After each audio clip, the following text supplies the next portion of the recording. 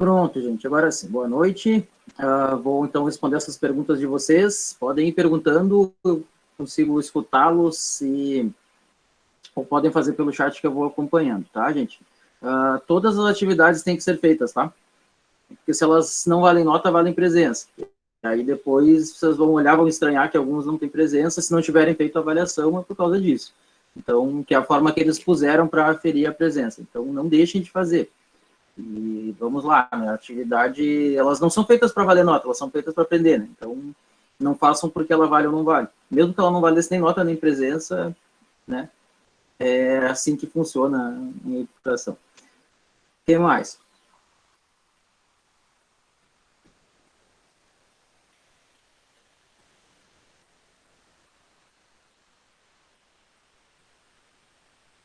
Sexta-feira, a gente está com aquela vontade de... Aqui, Alexander, boa noite, vamos ver. Se pergunta quanto à fermentação do vinho branco, quanto à fermentação malolática do vinho branco, quanto mais quente for a região, mais ela deve ser evitada? Se sim, então na Alemanha faltou um pedaço aqui. De qualquer forma, eu vou respondendo, tá? Se quanto mais quente, mais ela deve ser evitada. Provavelmente, ela vai ser evitada praticamente sempre, inclusive na Alemanha, embora não seja toda a pergunta terminada aqui, eu não tô, eu particularmente não vejo muita diferença. O vinho branco costuma ter acidez mais alta sempre, é buscada essa acidez. Inclusive, um dos grandes trunfos do vinho branco alemão é ter uma boa acidez e sem os aromas da malolate. Deixa eu ver aqui, se tinha pergunta antes, eu não... Sim, tinha uma aqui, verdade, passou reto. Eu podia explicar um pouco mais como faz vinho branco de uva tinta. Acho que era essa aí, né, que acabou passando reto. É bem simples, simplesmente o que você faz é pegar uma uva, macerar muito levemente, fora de fermentação, e tirar o mosto depois, tratar como um vinho branco. Eu respondi uma coisa errada, eu estava pensando em vinho rosé, é isso? Sim, se perguntar um branco, eu estou falando em rosé, vamos lá. Mas de alguma forma é mais simples ainda, é só pensar a uva diretamente e ponto. Vai fazer tudo igualzinho. Clarificar, todos vão ser clarificados, se de tinta ou de branca vai ser clarificado. E, claro, talvez necessite mais clarificação, algum clarificante específico, mas não tem, é indistinto. Você vê a uva, esmagar, prensar diretamente, muito possivelmente. Aqui, menos ainda eu quero esmagar, porque corro o risco de macerar, então é prensar diretamente e é um vinho branco, igualzinho como qualquer outro. Não sei se talvez vocês tenham achado que não estava bem claro, mas é só isso. Não tem muito mais, eu não falo muito mais porque efetivamente é isso. As dúvidas das outras aulas, vamos deixar para depois, vamos tentar pegando brancos, que aí é o assunto do dia, e depois a gente retorna para essas, tá? Qual o clarificante mais usado hoje em dia para brancos e rosés? Todos aqueles que estão lá, depende muito de cada necessidade.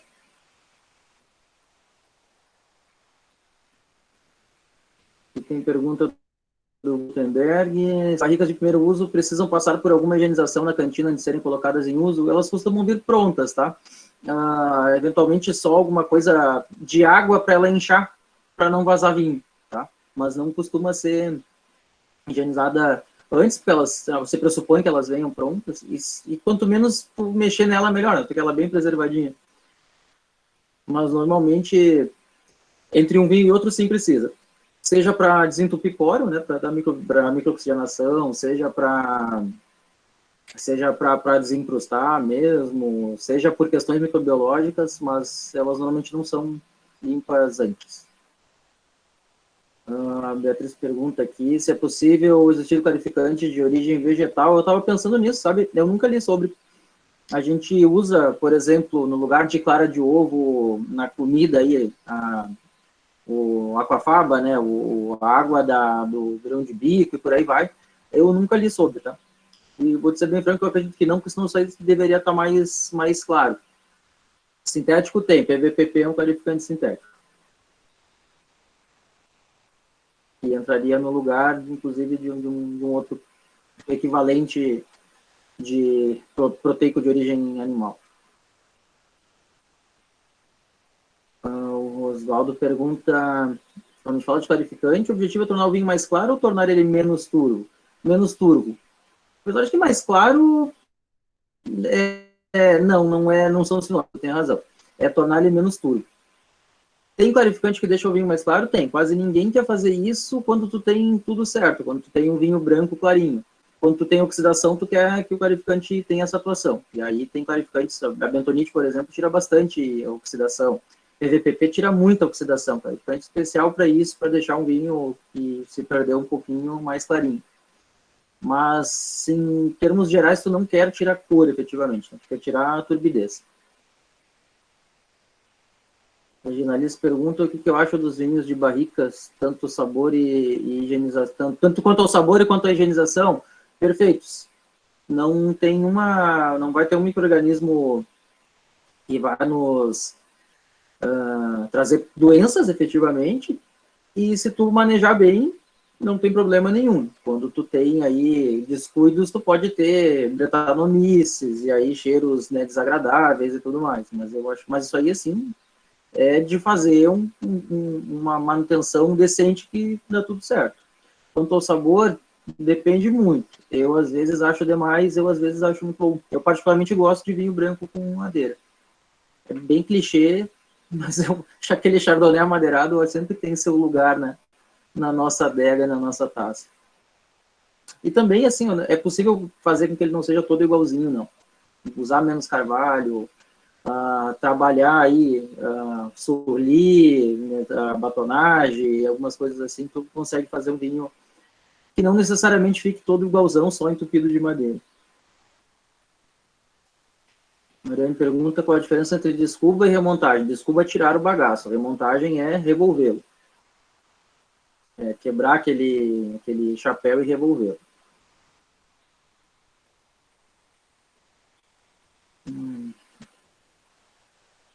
Não, a Regina Alice pergunta se o azeite usado para vedar as barricas não tem perigo de ficar algum resíduo no vinho. Não, ele boia, né? Eles não se misturam. E, inclusive, dois lugares em que costuma ser usado, em ânfora, com aquela boca larga para não oxidar, efetivamente. E também, não é bem vinho, mas na fermentação de cerveja se fala muito de botar um pouquinho de azeite. Aí a intenção não é exatamente a oxidação, mas que ele passe alguns ácidos graxos que são importantes para a fermentação. É uma possibilidade. Eu, particularmente, prefiro fermentar sem azeite. E fechar ânforas com tampa, efetivamente, tá? Do que azeite. Depois tem que separar e tudo mais. Não, mas é possível. Não serve para vedar do álcool, desculpem, da oxigenação, mas também se costuma algumas vezes pôr uma camadinha de álcool em cima, que acaba se misturando, claro, para evitar a ocorrência de alguns micro-organismos. Mas isso é uma prática bem pouco usada. Fátima Rejane pergunta, a Fátima gostava de ser chamada por Fátima, eu acho, ou é a Regina que disse que gostava de ser chamada. Desculpe, podem me corrigindo aí, mas eu, de fato, confundi. As duas que têm os dois nomes, né, então sempre tem uma tendência a confundir. E, inclusive, não, uma tem 5 nomes e outra tem 4, isso eu errei. Mas vamos lá. A Fátima pergunta os benefícios da cofermentação. Vou fatiar a pergunta. Fazer um lote único desde sempre, tá? A vantagem é que tu tem mais estabilidade. Isso é importante porque, por exemplo, quando tu faz um corte de 2 vinhos já prontos, cada um está no seu equilíbrio, cada um está no seu tempo, cada um está clarificado e tratado de um jeito. Ele pode ter alguma estabilidade, tu nunca costuma fazer um corte e engarrafar no outro dia, porque isso pode acontecer. De alguma forma, tornar ele mais único também. Tá? Quando tu faz com uva branca, isso é importante dizer, a grande vantagem é que quando faz uva branca e tinta, a grande vantagem é que tu põe, tu já insere pigmentos no vinho branco. Porque se tu cortar um branco e um tinto depois, tu tá basicamente diluindo um tinto, tá? E isso é uma certa desvantagem. Agora, eu não vejo tanta coisa de cofermentação de uva branca. Vejo bastante de tintos. Qual que é a parte ruim? É tu conseguir ter uvas iguaizinhas, né? Ou muito parecidas para colher ao mesmo tempo. Ou tu estaria aí com uma disparidade que não é conveniente, né? Tu provavelmente quer que todas elas estejam no seu ponto adequado de maturação. Então, também não é uma coisa que tu pode fazer assim, vou fazer com Pinot Noir e Cabernet Sauvignon. Pô, um tá amadurecendo aqui na ponta, o outro lá no fim. Em região nenhuma do mundo tu vai conseguir os dois maduros ao mesmo tempo, na mesma época. Porcentagem ideal para cada casta para garantir o aumento da cor e estabilidade não existe. Testes, vontades, interesses, quer deixar o vinho mais leve, você só quer deixar mais aromático, tu quer, enfim, só dar um toquezinho, não existe proporção. Não existe ideal, inclusive. Existe o teu ideal, né? E aí tu busca alcançá-lo. Malefícios do clarificantes, que eu saiba nenhum. Não sei se pra gente ou pro vinho, mas para o humano que eu entenda nenhum, porque ele inclusive não fica no vinho, né? E pro vinho, eventualmente, se tu usar demais, ele acaba tirando algumas características, ele acaba arrastando alguma coisa de aroma, ele acaba arrastando mais cor e mais estrutura do que tu queria.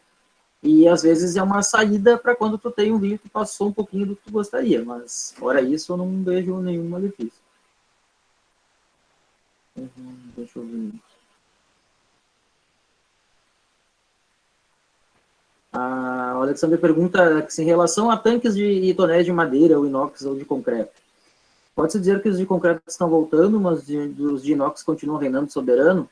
Não dá para dizer que eles estão voltando, tá? Assim, vai substituir o inox. É por isso que eu estou tentando não comparar as duas coisas. Ele vai existir ali quase alegoricamente para ter em ovos e para ter em algumas piletas para o cara dizer que o vinho fermentou no cimento e microoxigenou e coisa e tal, o que é uma meia bobagem, tá? Inclusive, no fórum de tintos tem algumas coisas ali que eu já até comentei, embora eu vou comentar o fórum de tintos na próxima vez que a gente se encontrar. Não tem muito sentido isso, tá? Ele não tem, ele é revestido. Mesmo que não seja com epóxi, né, com pintura, tu precisa franquear ele, né, que é por ácido tartárico. O ácido do vinho comeria o cimento, e o cimento neutralizaria o ácido do vinho. Então, claro que isso não pode acontecer dessa forma. Acabam deixando essa informação pela metade, parece que até intencional, mas isso não é bem possível. Tá? Então, dizer que está voltando, eu diria que ele tem coisas pontuais em que vai ser usado, até por questões comerciais, tá? Mas eu não consigo te dizer assim, nossa, está voltando. Sim, os de inox vão ser sempre, desde que o inox popularizou, e provavelmente para todo sempre, eu não sei se algum dia vão achar alguma liga melhor, mais barata, enfim, com bom coeficiente térmico do que o inox. Então, hoje, praticamente tudo inox.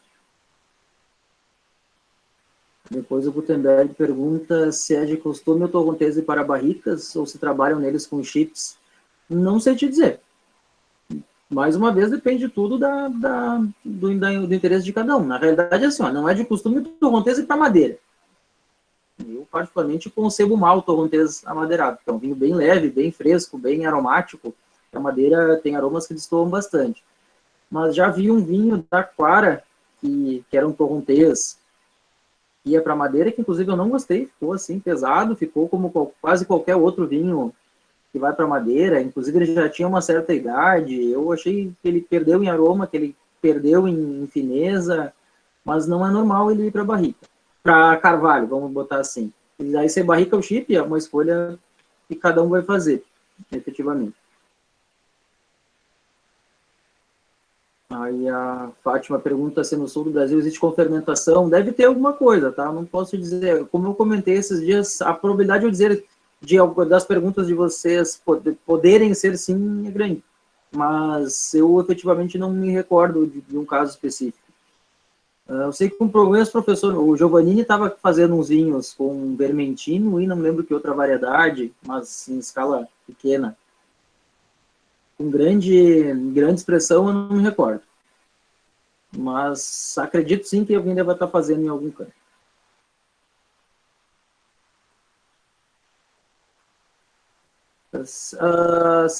A Regina comenta que ela vê o cenário subindo as barricas e ficando de pé. Sim, tem uma foto do Ivo Pisato em cima das barricas, inclusive é um meio que símbolo da vinícola, e não há exatamente um certo problema nisso. Pode ser Fátima, pronto, acertei. E a Regina pode ser Regina? Aí eu lembro para todos sempre que as duas são o primeiro nome. Aí depois a Thaís pergunta... Desculpa, se a decantação do vinho branco é semelhante à do tinto? Sim. A clarificação a clarificação é parecida, só costumam usar clarificantes diferentes, doses diferentes, né? São diferentes matérias-primas. A decantação é igualzinha, deixar paradinho para sentar a borra, ou usar flotador para ela boiar em cima, mas não, desse ponto de vista não tem diferença.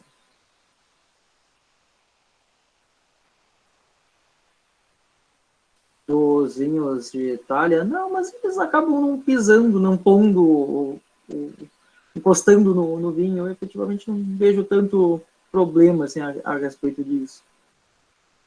Falta de segurança, sim, né?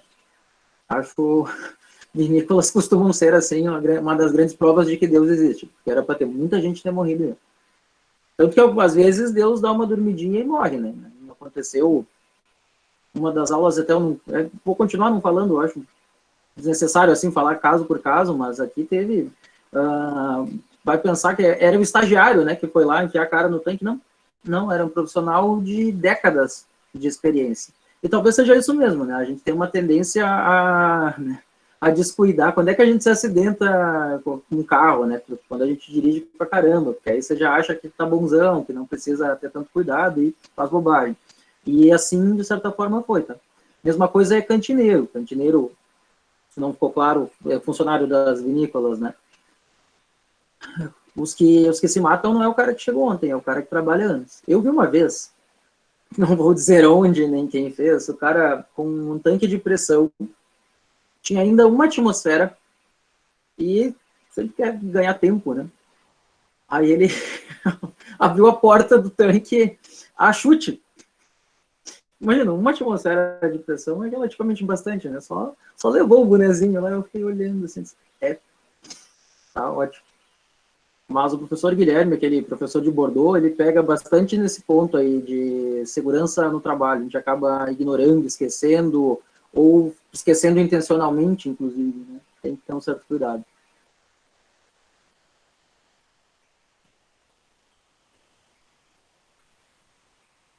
Exatamente. Eu acho que tu trabalhas com isso, né, Regina? Tu com mais de 2 metros deveria usar cinto de segurança e ter capacitação. Deveria. Vinícolas, eu acho que isso não acontece, tá?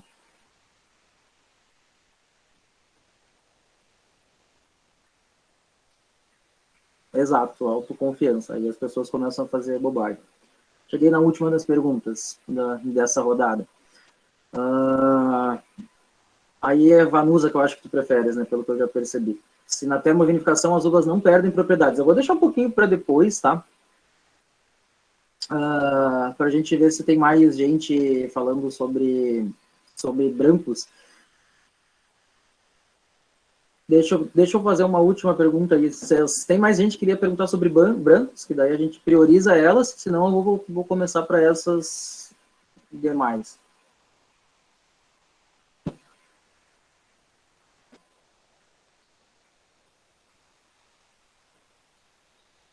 Não? Então tá. Então, sobre...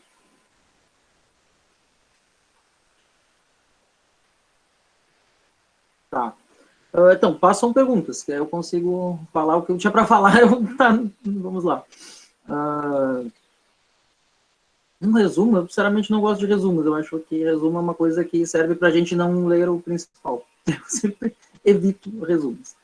Mas, basicamente, é um vinho que vai ser feito de uvas prensadas diretamente, 100% das vezes, clarificadas, fermentadas a frio, e quase sempre com uma vida curta. Um vinho que depois da fermentação alcoólica provavelmente não vai fazer malolática, em grande parte dos casos, sobretudo nos mais baratos, ou seja, vai direto para conservação, né, estabilização, engarrafamento e tchau. Quanto mais curto for esse ciclo, provavelmente mais curto é a vida do vinho e mais tu vai ter que fazer esforço, digamos assim, para vender. João pergunta se pode fazer branco de uva tintureira. Olha, mais uma vez aquela pergunta, sim, mas não tem muita lógica, né? Porque ele vai largar muita cor.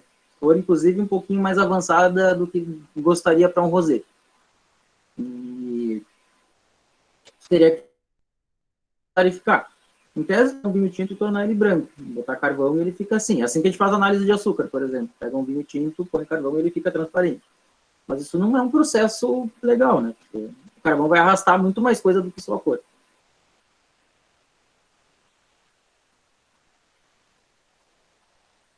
Sim. Inclusive, eu gosto bastante de rosé de Taná. Esmaga a uva, já sai bonitinho. Você pergunta se o branco não der certo, ele vai virar vinagre? Não, provavelmente não. Provavelmente nenhum vinho que der certo, assim, depende do que não dá certo. Não atingiu o exato nível de qualidade para o vinho X. Travou? Aqui tá andando, eu acho. Vocês estão me percebendo? Então, tá tudo certo? Eu acho que foi aí. Tá, bom, vamos continuar. Mas, na verdade, assim, provavelmente nenhum vinho branco, nenhum vinho, seja branco ou tinto, vai entrar na primeira opção, assim como virar vinagre. Primeira opção, provavelmente ele rebaixa de linha. E eu já vi, quase que eu falei a marca, mas eu já vi vinho top sendo vendido ali num vinho de base. E eu sabia qual era, eu fui atrás de todos os supermercados que tinham, pena que eu só achei 3 garrafas, eu acho. E era um baita vinho, e eu não sei porque que eles rebaixaram tanto o vinho. Era para ser o top e virou um vinho qualquer. Inclusive voltou safra, né? Porque vinho mais jovem está sempre na frente, aí um dia voltou. A alternativa mais possível para as empresas que têm um vinho comum, que ele vire vinho comum, que ele vai em cima do vinho comum, que tem um monte de volume, que tem umas características bem próprias e que esse vinho desaparece, efetivamente. A terceira alternativa, isso acontece, é que assim, ó, não der certo, é igual eu estou dizendo, o que é não dar certo? Se tu estiver fazendo um vinho na colônia, provavelmente isso tem chance de tu, por algum descuido aí de higiene, a falta de uso de sulfitos, ele acabe ficando meio avinagrado. Aí é melhor tu fazer vinagre mesmo. E qualquer vinho pode virar vinagre, né? Então, o que as empresas, as vinagrarias fazem é procurar quem quer vender e comprar a preços baixos como vinho para vinagre. Saindo do lugar já com uma gosma de vinagre dentro, de mãe de vinagre, que é para ter certeza que ele não sofrerá descaminho. Tá na lei isso, é que é necessário. De brancos, gente, mais alguma coisa? Nada.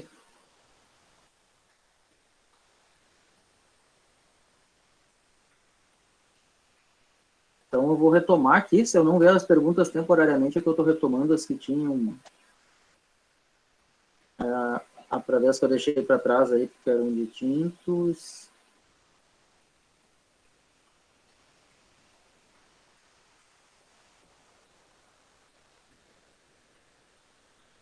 Berusca, pode pôr, não sei se tu quer falar no microfone, se quiser falar no microfone, só espera eu terminar aqui, que eu já te passo a palavra, senão tu pode pôr aí no chat que eu já chego lá.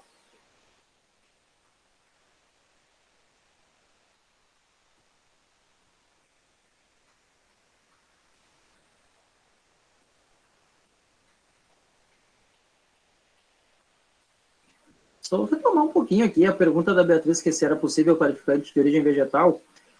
Se a pergunta é se é possível, acredito que sim. O que eu te digo é que eu não costumo ver, tá? Então, talvez tenha sido impreciso aí. Mas sim, tu vai pegar alguma coisa que tenha bastante proteína. Resta saber se essa proteína tem aí afinidade ou algum tipo de coisa assim para clarificar o vinho. Que normalmente o que a gente acaba separando é o quanto ela é boa para determinado tipo de vinho. Mas bem interessante que eu estava pensando nisso, tá? Por que eu acho que essa semana, foi essa semana, não lembro que dia.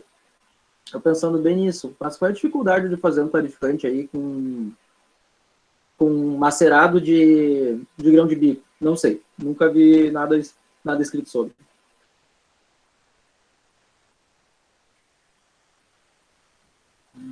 Deixa eu...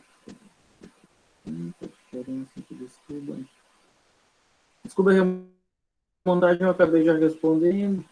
Azeite também. Benefício da cofermentação, que é mais uma coisa mais de tinto, mas eu também já respondi de qualquer forma.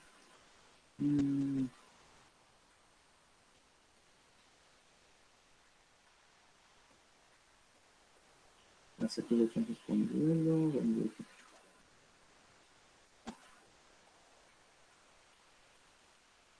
Aqui, ó, a Vanusa perguntou da termovinificação. Se as uvas não perdem propriedades. Não, provavelmente desse uma olhadinha no fórum, não tenho certeza disso, mas se não viu também, não... tem alguns apontaram... O fórum está bem bom, tá? Já que a gente já foi para a sessão de outras perguntas, tá? Eu acho que ele tem cumprido ali com o que era para ser. Mais que vocês leiam do que escrevam, e nem tudo que a gente faz é necessariamente para entregar e tudo mais, e que venham pontos interessantes. Para quem ainda não fez, se puser exemplos de vinhos concretamente, era melhor, tá? Quase ninguém botou, assim, uns poucos botaram, porque daí a gente enxerga um produto concretamente e pode falar dele especificamente. Mas tudo que vocês botaram está bem dentro, assim, do esperado. E uma das coisas que está sendo falado lá, que é a termovinificação, sobre propriedades da termovinificação, acaba, de alguma forma, perde... Eu não vou entrar em muitos detalhes, que daí no fórum específico a gente pode adequadamente, mas podem sim perder algumas propriedades, tá? Tanto que o próprio aroma herbáceo acaba evaporando ali, tem uma etapa para isso. E claro que se evapora uma coisa, isso não é bem seletivo assim, pode sim perder algumas coisas, mas é um processo que ele pode ser interessante para vinhos que tu só queira cor, base para espumante, por exemplo, para vinhos que tu não tem uma boa matéria-prima, porque aí tu já deixa boa parte das leveduras, bactérias e enzimas meio quietinhas. Então, usualmente é um processo para vinhos de segunda mão de consumo corrente, mas é possível usá-lo para bons propósitos. Volto a dizer, a Chandon fazia isso com o Passion, tá? Com o Passion não, com o Chandon Rouge. Isso aí é um excelente produto. Aliás, eu acho que era uma coisa mais genial era usar, ainda acho, para qualquer outro que pretenda fazer, é usar a termovinificação para vinho base tinto para espumante, porque vinho tinto tânico com gás é insuportável.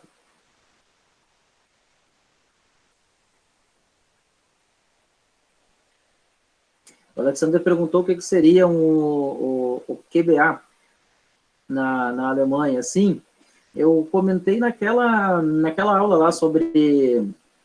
Deixa eu abrir aqui, eu acho que eu já consigo mostrar. Mas era basicamente... QBA era algo como o IPT, indicação geográfica. Indicação de procedência, tá?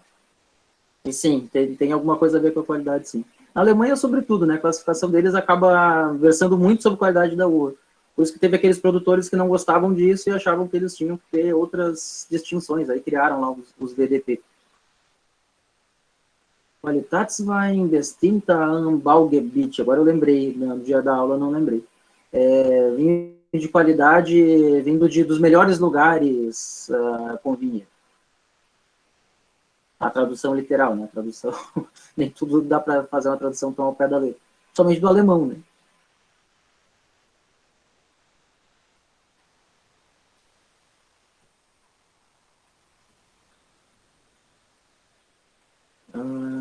Aqui não deu certo.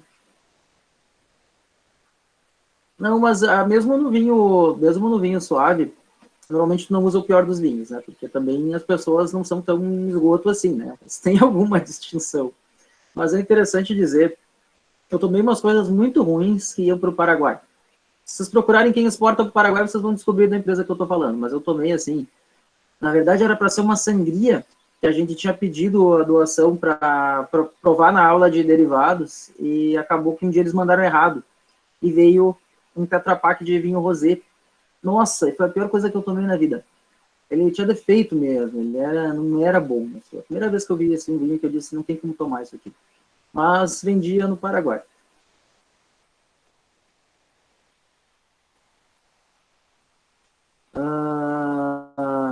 Regina, quer falar sobre esse vinho que tu viu vendido em pequenas barricas? Não sei disso. Porque eu sei que antigamente aqui no Rio Grande do Sul a Perini, quando era longe de ser, quando era longe de ser a Perini que é hoje, vendia o JP em barris, segundo um vizinho meu. Fiquei super curioso. Acabou de responder. Paulo Laureano, sério? Que legal.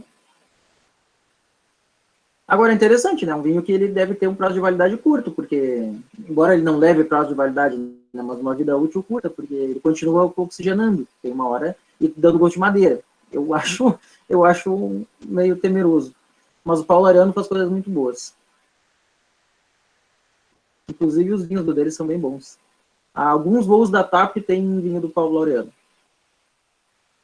Na classe comum, as classes boas, tem vinhos melhores. O Érico, deixa eu só ler uma pergunta antes, tá? Que é para eu interpretar.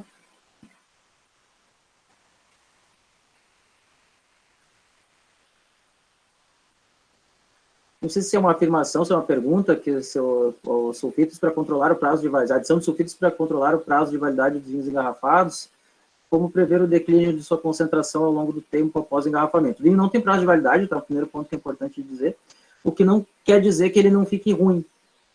A diferença é que ele não mata. Mata de desgosto, talvez, né? Quando tu guarda aquela garrafa lá para aniversário do filho, 18 anos depois, ela tá horrível, você fica um bom desgosto, mas quase morre, mas fora isso, ele fica possível de ser bebido, mas não fica bom, né? Não fica agradável. E o que mais quer dizer? Se com a adição de sulfito, como controlar, como prever o declínio da sua concentração, não tem muito como fazer, né? Conservar bem o vinho. Tu vai pôr uma dose decente, que não é nem de mais e nem de menos, para durar um X de tempo e vai conservá-lo adequadamente. Não tem muito mais a fazer além disso. Aí a Verusca pergunta se eu posso explicar um pouco mais sobre a remontagem. Olha, é bem aquilo que está no material, tá? Ou tu afunda as cascas, ou tu usa uma bomba para transferir o líquido para cima do bagaço. Não tem mais do que isso.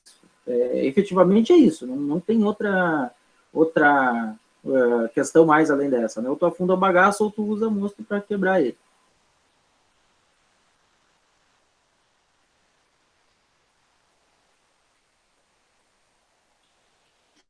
Ou madeira, eu entendi que era de madeira.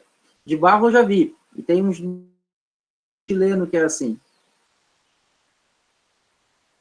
Mas barro é mais tranquilo, porque barro, bem ou mal, é cerâmica, né? Tá mais quietinho. De nada. Tinha aquela cachaça, né? A nega fulô era em barro. Ah, não, barro é ok. Não, achei que era madeira. Eu disse, não, quem é um maluco que fez isso? O Paulo Laureano é um pouco moderno, assim, mas eu não achava que era para tanto. Tá explicado. O que mais, gente?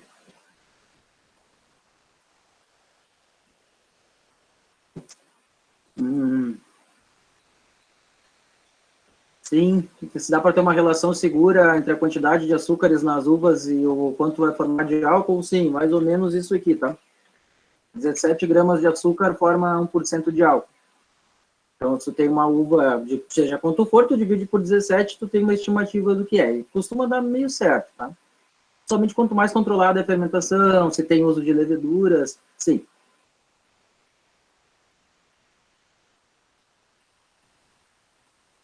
Inclusive, por exemplo, para espumante é importante isso, né? Porque senão tu sobe muito a graduação alcoólica e fica muito pesado de álcool. Então, tu tá bastante de olho em açúcar, pensando em quanto ele resulta em álcool potencial. João pergunta se vinho laranja é tipo um branco vinificado com cascas, é exatamente isso. Inclusive, não existe assim, né? O vinho branco, tinto, rosé e laranja. Mas é tido como laranja os vinhos brancos feitos com maceração prolongada, não é essa coisa que a gente faz aí normalmente, maceração curta, ou vinho comum aí, que a casca sobe com a fermentação e a gente saca lá fora, é considerado como vinho laranja. A pergunta se nos vinhos pode adicionar leveduras na fermentação, pode ser, tem que ser exclusivamente fermentação natural. A levedura adicionada também faz fermentação natural, isso é bem importante dizer. Se tem que ser só levedura espontânea, não. Exatamente porque levedura é natural, pode adicionar. Vinho verde, o que é o vinho verde? Eu queria que alguém desse uma opinião aí. Eu gosto da pergunta do vinho verde.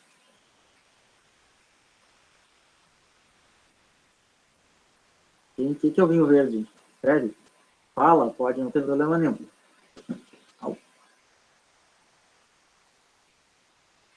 Casca de uva verde, uma opção. Tá, mas é um vinho feito só da casca? Da tua teoria.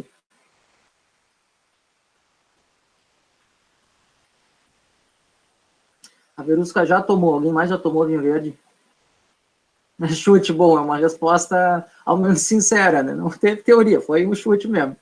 É uma DO.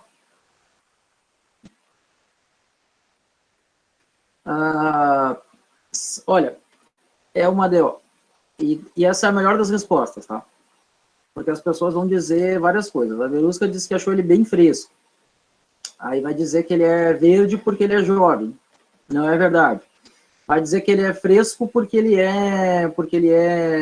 desculpa, que ele é verde porque a uva é verde, por isso que o vinho é mais azedinho e tudo mais. É uma boa hipótese, mas não é verdade. Tá? A grande verdade é que a região chama-se região dos vinhos verdes. A Andrea acertou. E o vinho verde pode ser branco, pode ser rosé, pode ser tinto. E pode ser espumante. Verde porque a vegetação é muito densa naquela região, então eles chamam de vinho verde. Né? Portugal tem uma forma de chamar as coisas muito engraçadas. Inclusive o nome das uvas, né? Rabo de gato, rabo de ovelha, Fernão Pires, né? Olhou para a uva, está parecendo o meu amigo, né? E assim vai. Mas efetivamente é isso que quer dizer, tá? Região, vinho verde. E se vocês confrontarem, assim, pro resto da vida, assim, tá? É um combinado nosso. Se pro resto da vida vocês se confrontarem com alguém que vocês estão errados, vocês podem me ligar, pode ser assim 3 da manhã, pode ser qualquer coisa assim, tá?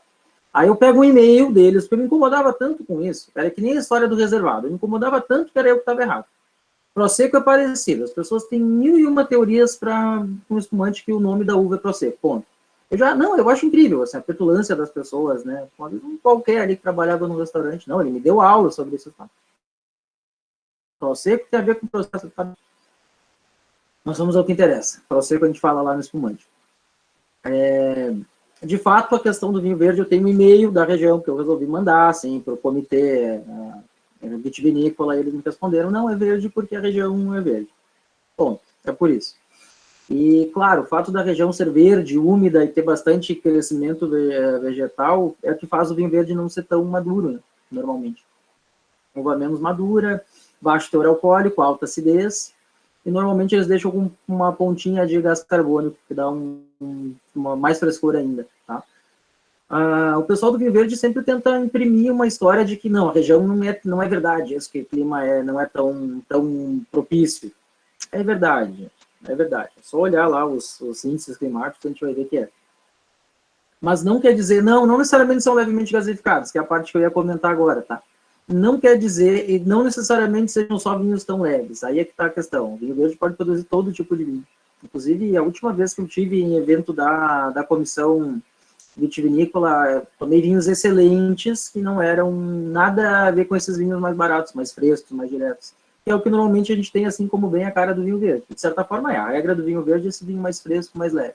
Mas tem de tudo. Tá? Tem de tudo. E tintos, tem uns tintos muito gostosos com a uva vinhão, inclusive, né? A uva que às vezes eles são mais frescos mesmo, tipo, até para tomar um pouco mais refrescado, e muitas vezes não, às vezes eles são vinhos mais encorpadinhos, muito gostosos, tá? Mas não é uma grande região para vinho tinto no geral, o vinho tinto deles geralmente é o vinho mais jovem. Que castas eles utilizam? Vinhão nos tintos, sobretudo, e depois eles têm de brancas, sobretudo alvarinho, tá? A principal casta deles lá é alvarinho, mas tem loureiro, trajadura, algumas vezes ele vem varietal, e normalmente mais caro, que aí eles fazem um varietal com carinho, vamos dizer, mas quase sempre é um corte. Alvarinho, loureiro, trajadura, uvas muito boas para espumante, tá? Tem um trabalho bom sobre isso, já que são frescas, não são tão aromáticas, são mais lindas, tem uma paleta boa de cítrico e tudo mais. Eu acho um vinho verde interessante. Casal Garcia é bem padrão de vinho verde, como a gente é acostumado a ver, com um pouquinho de gás, nada de grande intensidade, fresco, dos baratos é o que eu mais gosto. Só que ele deixou de ser barato, né? Ele tá em R$60. Casal Garcia, R$60 é uma coisa que não dá para comprar.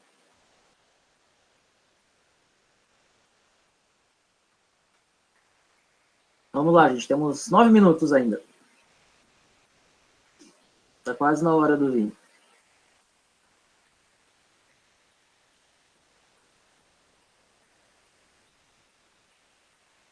Às vezes sim, tinha pergunta aqui, tá vendo? Às vezes eu não sei porque às vezes ele traz as perguntas e ele não traz. Oswaldo disse que, pesquisando sobre a termovinificação, vi que alguns enólogos criticavam a técnica, pois ela padronizava o vinho e tirava o potencial das uvas, tornando ele mais frutado e menos complexo. Até que ponto isso é verdade? Eu não quero abordar essa questão agora, porque eu vou passar lá no próximo, na próxima vez que a gente se encontrar, naquela antes da avaliação, eu vou falar isso com bastante detalhe, tá? Mas ele costuma ter um vinho muito parecido. Vai variar a safra? Vai. Varia a variedade? Varia. Tu pode mudar os teus parâmetros ali de tempo e temperatura? Pode. Provavelmente não vai fazer tanta diferença. Mas acabam sendo muito parecidos porque ele macera do mesmo jeito, ele fermenta do mesmo jeito, de alguma forma assim. Agora, que potencial é o que eu acho que é inadequado dizer que tira o potencial da uva. Se tiver uma uva ruim, que potencial que ele tira? Nenhum, porque a uva não tinha potencial. Você fez foi evitar que uma tragédia fosse feita. Então, às vezes eu acho que há de se entender que é uma técnica quase que sempre para vinhos mais correntes, de uvas não tão boas. R$40 ainda tá bem, caso agora seja 40 tá bem. E às vezes a garrafa de 1 litro, né? Desaparece mais de 1 litro. O que mais, gente?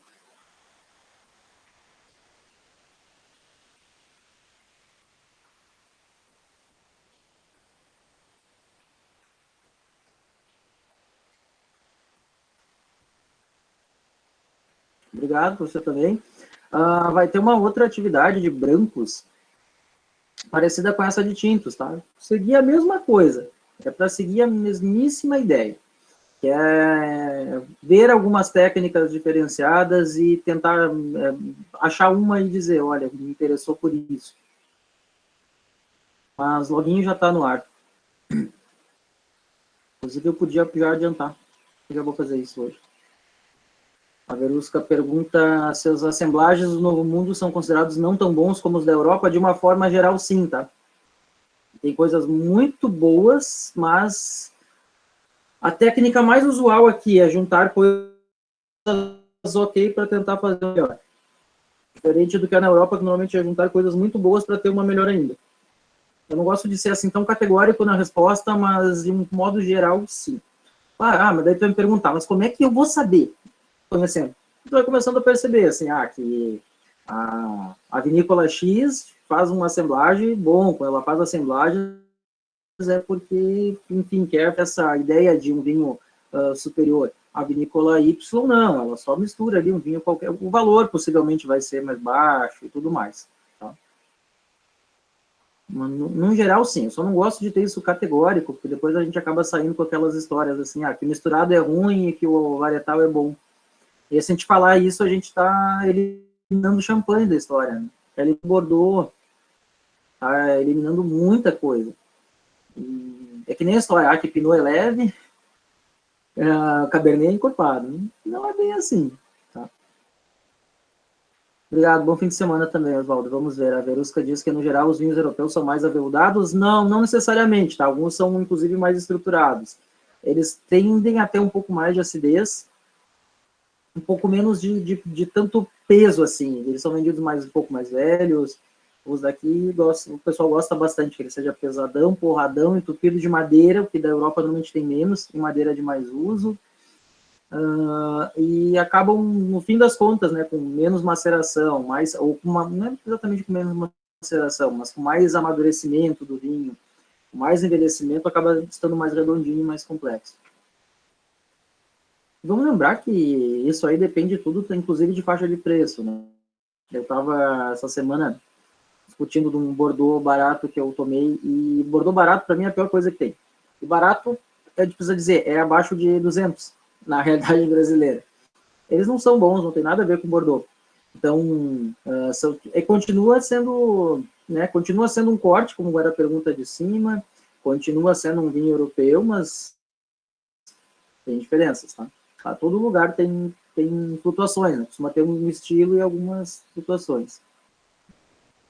A Regina pergunta se depois que encerrar disciplinas, eu preciso dizer que eu acho que sim, pelo que eu já fiz de curso no Classroom, tá? A pergunta é se depois de encerrar o conteúdo vai ficar. Tem muita coisa que eu gostaria de estar revendo. Eu acredito que sim, tá? Eu vou até anotar isso aí para tirar essa dúvida de certeza. Cadê o meu papelzinho? Eu escrevi tanta coisa hoje que os meus papéis, eles deixaram espaço, tá na hora de eu pegar o novo. Mas deixa eu anotar aqui.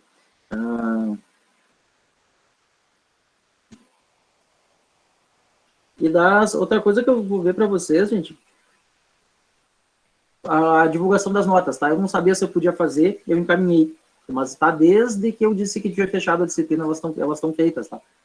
Eu só realmente não queria me antecipar, algumas vezes tem aí, cumprir alguns procedimentos e na dúvida eu achei melhor não fazer isso. De qualquer forma, Regina, os vídeos vão estar no mesmo lugar. Os materiais, se vocês fizerem download, vai ficar com vocês. E o que mais que eu tenho para dizer? E uma coisa que talvez seja interessante, até para organizar, se alguém de vocês quiser, eu até mais que um, compilar algumas coisas, talvez fosse interessante. Esse último fórum, eu achei que ele está bem interessante, tá? Bem interessante mesmo, a ponto de que se eu vou dizer que eu não vou me propor a fazer isso, que eu sei que eu não vou ter tempo. Já estou com umas coisas atrasadas, inclusive para vocês, então não convém eu dizer que eu vou fazer e não conseguir, ou fazer e acabar atrasando outras coisas que são mais primordiais. Mas esse último fórum, se alguém compilar e botar as coisas no lugar, ali vocês vão ter... Algumas coisas se repetem, né, porque as fontes são as mesmas, ok? Informações muito boas. E com fonte, tá? Eu gostei bastante. Pode ser que seja interessante transformar isso num arquivo. A Mariane pergunta se um produtor deseja alcançar determinadas características em seu vinho e consegue isso com uma barrica nova. No passar do tempo, pelo uso da barrica, esse vinho não vai perdendo as singularidades, pelo fato de barricas em idades diferentes conferirem qualidades diferentes, taninos mais ou menos fortes, mais ou menos oxigenação, etc. O produtor teria que sempre trocar de barrica. Fiquei com essa curiosidade depois das aulas de barricas. Então, eu vou te responder uma coisa, que tu vai continuar com essa curiosidade, porque não tem uma forma, efetivamente, tá? Eu nunca me esqueço, eu vou passar um pouquinho do horário, mas, enfim, eu vou me permitir contar uma história. Há 17 anos atrás, eu um dia chego, assim, no intervalo, pego meu professor, o Campus Bento de certa forma, como o campus zona rural, ele tem umas áreas grandes, assim, aí eu encontro o professor Júlio no caminho, professor, vem aqui, se eu pegar um Cabernet Sauvignon, fizer 2 tanques diferentes, é o mesmo vinho? E se eu colher antes? E ele disse, não, gente, tudo é possibilidade. Eu disse, mas que resposta idiota. Não foi assim, nunca disse como uma resposta idiota, mas não era essa resposta que eu queria escutar, eu queria que ele me dissesse sim ou não, né? Então, não existe sim ou não, são 1001 possibilidades. Se tu colher a mesma uva e fizer 2 tanques de modo diferente, são vinhos diferentes, que tu pode misturar e dizer que é a mesma safra, que é o mesmo vinho. E nas barricas também é parecido, tá? Deixa eu ler direitinho, assim, ponto a ponto, para eu ir argumentando. Se ele deseja alcançar determinadas características com seu vinho, consegue isso com uma barrica nova. Tá, primeira coisa, se ele conseguiu com um vinho, a menos que ele tenha mais desse mesmo vinho, o do ano que vem não é igual. Então ele já não consegue, tá? Mas se ele quisesse fazer, assim, mais parecido com o que é aquele, mesmo que seja o vinho da próxima safra, idealmente sim a mesma barrica, tá? Idealmente o mesmo tempo de uso. Sim, elas vão perdendo intensidade com o tempo, o que pode ser bom. Para nossa realidade, a gente acha péssimo. Eu acho ótimo, tá? Eu prefiro muito mais vinho de barrica usada do que vinho de barrica nova. Então, os grandes vinhos da Itália não vêm de barrica nova. Vêm de recipientes grandes e relativamente velhos. Tempos maiores, mais oxidação mesmo, chega a ser um pouco oxidado, e menos lenhame, que eles chamam, menos aroma muito intenso de madeira, tá? Mas isso é verdade, elas vão diminuindo. Se tu quisesse o mesmo resultado, teria que ter barrica nova. E mais ainda, de preferência mesmo, porque ela pode ser do mesmo produtor de diferentes tipos, diferentes tostagens, resultados iguais tu vai conseguir, provavelmente, com barricas exatamente iguais.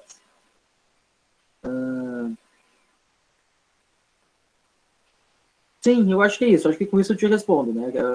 As respostas são sim e não, né? Tanto consegue... tanto precisaria, talvez, usar barricas novas e sempre a mesma para ter mais repetitividade, mas ter o mesmo vinho nem sempre é possível.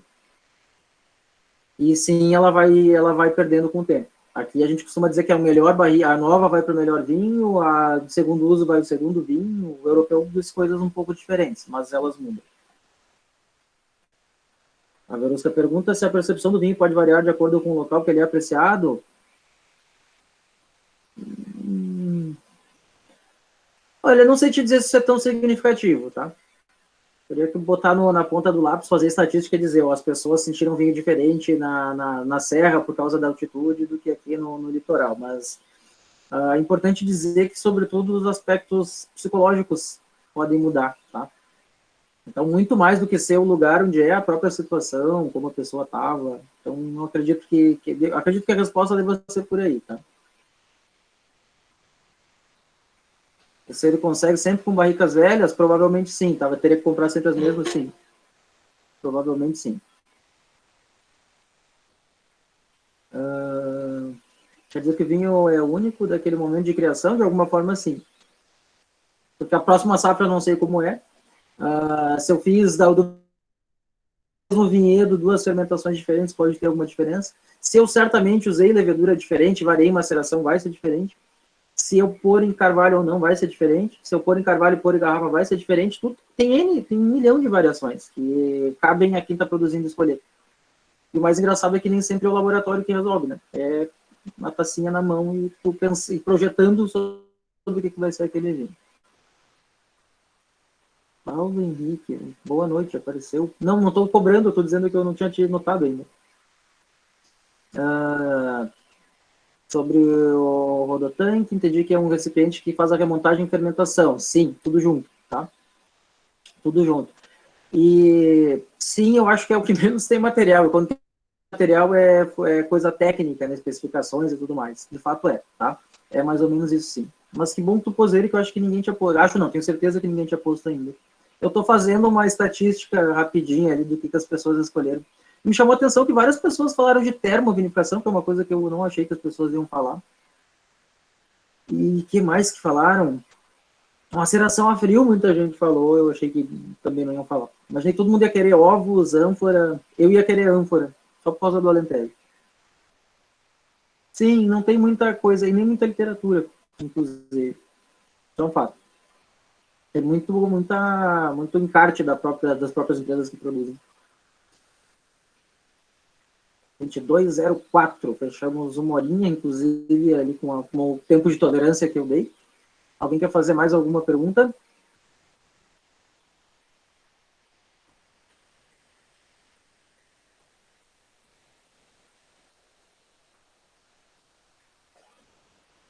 Acho que não. Sim, os ovos têm toda uma história, exatamente. As botas de cima da Alentejo. E os tiozinhos enfiando a mão, eu não sei se eu mandei um vídeo, não. Tirando, vinha a mão lá, lavando, passando, é um negócio maravilhoso. Mas lembrem-se, gente, os portugueses do Douro fazem vinho não com botas, né? Com os pezinhos descalços em cima da uva. Então, né? Se vai ver, os do Sul ainda estão um pouquinho melhor que os do Norte.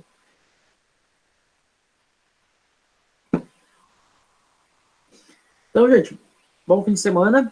O cara entrando dentro do pote dá uma agonia. Quem é daí a Regina deve ter um treco, porque aquilo ali é claustrofóbico, é esquisito. Mas, enfim, é mais ou menos isso aí. Obrigado, gente. Bom fim de semana. A Andrea vai voltar, mas já vai sair, mas tudo bem. Se tudo der certo, se pode usar luva própria para os pés, nunca vi, mas eu acho que ela arrebentaria, tá? Teria que ser algo talvez forte, aí não sei se não esmagaria demais a uva, tudo isso. Porque ela também pode friccionar demais, realmente não sei, mas eu nunca vi.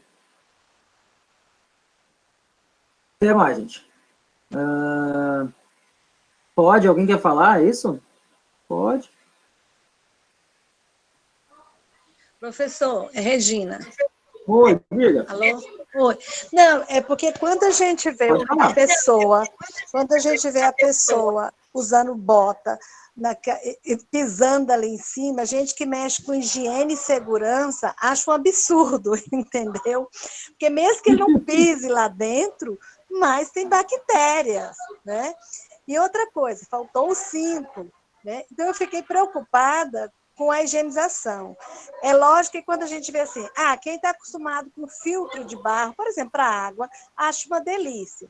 Mas quem está acostumado com o elétrico, quando eu tomo de barro, já acha estranho, né? Eu pensei, é uma cultura, é uma coisa muito rica que vem ali nas barricas. Então, há uma tradição, há uma memória, por isso aquele gosto bom, por isso aquela coisa, né, diferenciada. Mas quando você vê nessa tecnologia nova e vê falta de higiene, falta de segurança, hoje tem luvas para tudo quanto é tipo, botas específicas, eu acho que tem que mudar, porque a unha tem bactérias, entendeu?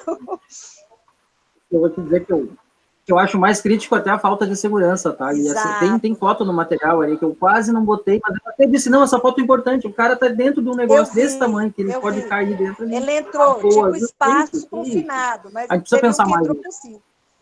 Teve um que entrou com cinto, que foi dentro da barrica para limpar, né? É um espaço confinado. E os gases lá dentro? Ele está sem máscara. Gás carbônico. Pois é. Tá? Entendeu? Se o CO2 resolve, sim, ele acaba estando em quantidades necessárias. E depende da bactéria, né? Pode ter algumas não tão amigas. E depende do tempo. Se ela entrar no lugar errado, ela não faz coisa boa, não. Se ela entrar no tempo errado, não faz coisa boa, não. Exatamente. Então, eu fiquei um pouco chocada. Mas, não, é tão engraçado que eu sou tão acostumado assim que eu nem me importo muito. Procure a foto do Ivo Pisato em cima de 2 barricas, assim, é símbolo da vinícola, né? Tá ele. É bonita a foto até, né? Mas realmente eu nunca tinha pensado por esse lado. Aqui em Curaçá tem, do Figueira, né? Ele tem para fazer para o turismo, mas ele não usa isso aí para o vinho. Isso é uma coisa turística ali. Aquelas uvas que ele não aproveita, ele faz o pessoal sentir isso aí, mas não aproveita. O vinho da Fenavinho, feito pelas imperatrizes da Fenavinho, é com elas. Bom, inclusive. Era um canal um ano, era muito bom. Mas era com elas pisando. Muito interessante. Mas o mais eu confesso que eu tenho uma repulsa a tomar um vinho que alguém pisou em cima. Mas vou tomar. Pois é, mas o mais interessante foi esse de Paulo Lourenço com a barrica de barro. Deve ser muito bom. E muito linda, muito linda. Um presente tanto. E ela tem rolha. Ela tem rolha. Engraçado. Ela vem bem lacrada. Eu mandei a foto no fórum para você, na atividade. Vou dar uma olhadinha lá. Eu não sei se eu vou olhar o fórum hoje, talvez sim, vamos ver como é que eu vou estar. Estou distribuindo as atividades aí, estou terminando os vídeos e provavelmente eu dei uma olhadinha ainda hoje. Tá bom. Obrigada aí, professor. Boa noite. De nada, gente. Boa noite, bom fim de semana. Obrigado, pessoal. Até hoje que não caiu, não aconteceu nada e não ficou tempo perdido ali sem ninguém falando, ele chega no e-mail, eu interrompo a gravação, chega no e-mail e eu já posto no Classroom, tá? Hoje vai ser mais rápido. Foi ótimo, obrigado. Bom final de semana, bom descanso. Que bom que gostou. Até mais. Obrigado.